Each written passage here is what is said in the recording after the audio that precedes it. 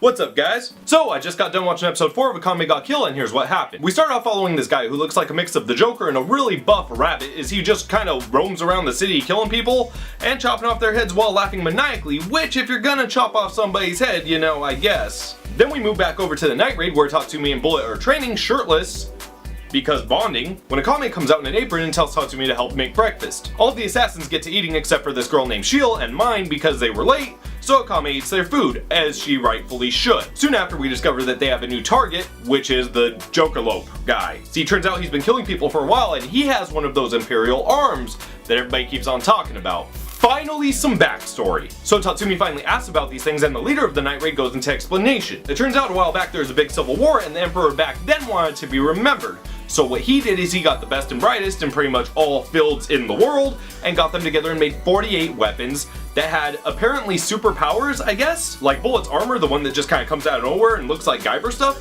can apparently just make him go invisible, because those two things go together. And Akame's sword has this weird mystical cursed poison that can like cut you and kill you no matter what, even if it's just a small scratch, which makes me think that the reason she was so worried about Tatsumi is because whoever died from that small scratch was at her hands.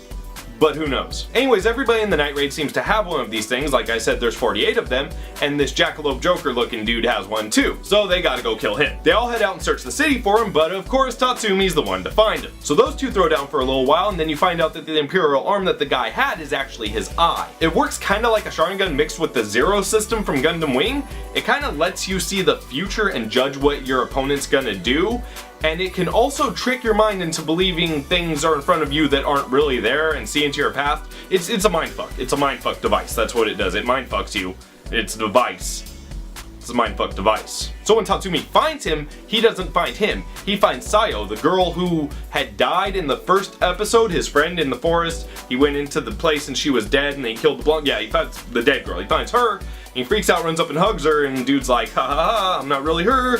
Mindfuck. So the two throw down for a while and Tatsumi holds up extremely well. I mean, there are several times when the guy that he's fighting says, hey man, you should have died. Like, I'm surprised. You got a cut on me. Fantastic. But then right before it kind of looks like all hope is lost for him, a sword comes flying out of the sky, followed by Akame. Which, I mean, if she threw the sword and then she jumped in at the same arc from the same distance as the sword was thrown and landed in the same spot, why did she just hold the fucking sword and jump? Why'd she have to throw her weapon before coming into the fight? Just to make a flashy entrance? What is this, black dynamite? I threw that shit before I came in the room. Anyways, now that he actually has an opponent, those two start fighting. They go back and forth and she's mostly blocking every single thing that he does, but then he does that mind thing, and we finally get a little bit of a glimpse into her real past. What he does is he makes it look like she's fighting someone from her past. Someone that we haven't met yet and doesn't have a name, but anyways, it looks like her, and as they're fighting, he's explained to Tatsumi that no person in their right mind is going to kill somebody that they care about, so he chose somebody that he could see in her past she had cared about and decided to go as her. Well, Akame apparently gives absolutely no shit and cuts anyways. Now, as a little precursor, we also get explanation about this guy's background, which I really appreciate because up until this point, all the bad guys have been very generic and just kind of maniacal for the sake of maniacality. Anyways, he kind of used to be like a state executioner and he would chop people's heads off. And I guess it became such a rush to him that when he stopped being an executioner, he kept being an executioner and now he has to cut people's heads off and hears voices of the people he's killed and he likes seeing their faces before they die.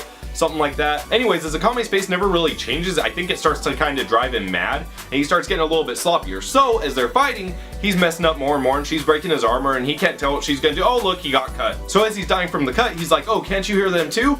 Like, the voices, you know, from all the people who die because you're an assassin and you kill people like me, right? And she's like, what the hell are you talking about? I don't hear voices, you crazy. And so he goes to hell and dies.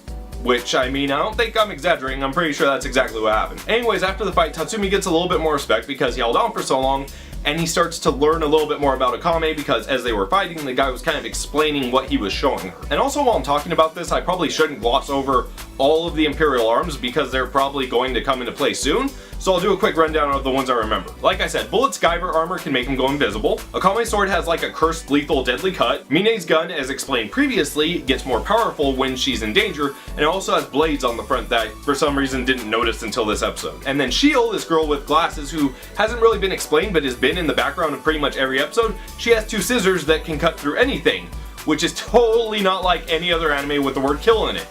And then Boobs has a belt buckle that turns her into a cat girl. Not even kidding, Boobs has an item that goes around her crotch and turns her into a cat girl. She doesn't get weapons, she doesn't get armor, she gets ears and claws and a tail.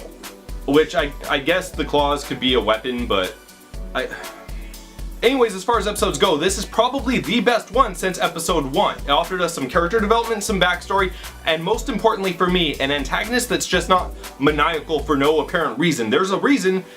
It's kind of a flimsy one, but it's there, and it's more than we've been offered thus far. Honestly, if they keep on going down this road, offering little bits of information and building on the story while still giving us the same level of action and animation, I'm down for it. I mean, I will continue watching and I will be pleased. Like right now, I would score this episode a 7, same as the first one, with the other two being at like 3s, -8s, so just, but who knows, maybe it'll go back to the way it was and maybe it'll stay the same. I guess I'll have to check out episode 5 to find out. Peace!